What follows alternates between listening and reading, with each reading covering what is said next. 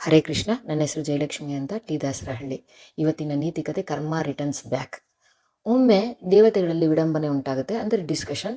ಅವರೆಲ್ಲರೂ ಹೋಗ್ಬಿಟ್ಟು ಗಂಗಾ ನದಿ ದೇವಿಯನ್ನು ಹೋಗಿ ಕೇಳ್ತಾರೆ. ಓ ಗಂಗಾದೇವಿ, ಮನುಷ್ಯರು ದೇವತೆಗಳು ಮಾಡಿದಂತಹ ಎಲ್ಲ ಪಾಪಗಳನ್ನು ಕಳ್ಕೊಳ್ಳೋಕ್ಕೆ ನಿನ್ನಲ್ಲಿ ಬಂದು ಸ್ನಾನ ಮಾಡ್ತಾರೆ. ಅವ್ರ ಪಾಪ ಎಲ್ಲ ಕಳೆದೋಗ್ಬಿಡುತ್ತೆ.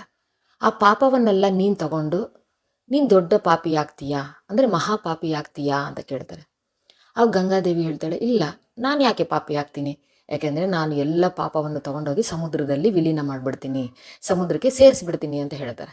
ಆಗ ಆ ದೇವತೆಗಳೆಲ್ಲರೂ ಹೋಗ್ಬಿಟ್ಟು ಸಮುದ್ರ ರಾಜನ್ನ ಕೇಳ್ತಾರೆ, ಗಂಗೆ ತಂದು ಹಾಕುವಂಥ ಎಲ್ಲ ಪಾಪವನ್ನು ನೀನು ತಗೊಂಡು ಮಹಾಪಾಪಿ ಆಗ್ತೀಯಾ ಅಂತ ಕೇಳ್ತಾರೆ. ಅದಕ್ಕೆ ರಾಜ ಹೇಳ್ತಾನೆ, ಸಮುದ್ರ ರಾಜ, ಇಲ್ಲ, ನಾನು ಪಾಪಿ ಆಗೋದಿಲ್ಲ, ಯಾಕೆಂದರೆ ಆ ಪಾಪವನ್ನು ನನ್ನ ಆವಿಯ ರೂಪದಲ್ಲಿ ಆಕಾಶಕ್ಕೆ ವರ್ಗಾಯಿಸ್ಬಿಡ್ತೀನಿ ಅಂತ ಹೇಳ್ತಾರೆ. ಆವಾಗ ಎಲ್ಲರೂ ಹೋಗ್ಬಿಟ್ಟು ಆಕಾಶರಾಜನ ಕೇಳ್ತಾರೆ, ನೀನು ಮಹಾಪಾಪಿ ಆಗ್ತೀಯಾ ಅಂತ ಕೇಳ್ತಾರೆ. ಆವಾಗ ಆಕಾಶರಾಜ ಹೇಳ್ತಾನೆ, ಇಲ್ಲ, ನಾನು ಮಹಾಪಾಪಿ ಆಗೋದಿಲ್ಲ, ಯಾಕೆಂದರೆ ನಾನು ಆ ಪಾಪವನ್ನು ಮಳೆಯ ರೂಪದಲ್ಲಿ ಭೂಮಿಗೆ ಕಳಿಸ್ತೀನಿ ಅಂತ ಹೇಳ್ತಾರೆ.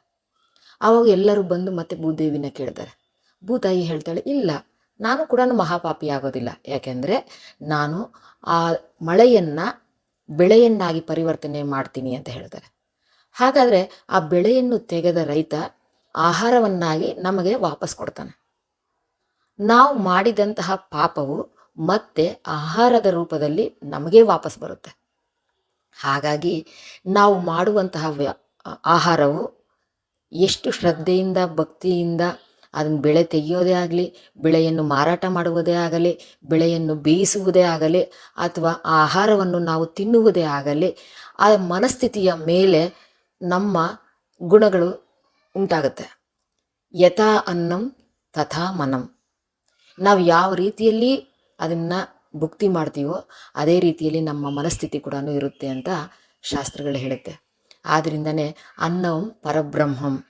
ಅನ್ನವನ್ನು ಯಾವುದೇ ರೀತಿಯಲ್ಲೂ ಕೂಡ ನಾವು ವ್ಯರ್ಥ ಮಾಡದೆ ಬ್ರಹ್ಮನ ರೂಪದಲ್ಲಿ ನಾವು ಅನ್ನವನ್ನು ಕಾಣಬೇಕು ಅಂತ ಹೇಳಿ ಈ ನೀತಿಕತೆನ ಹೇಳ್ತಾ ಇದ್ದೀನಿ. ಹರೇ ಕೃಷ್ಣ.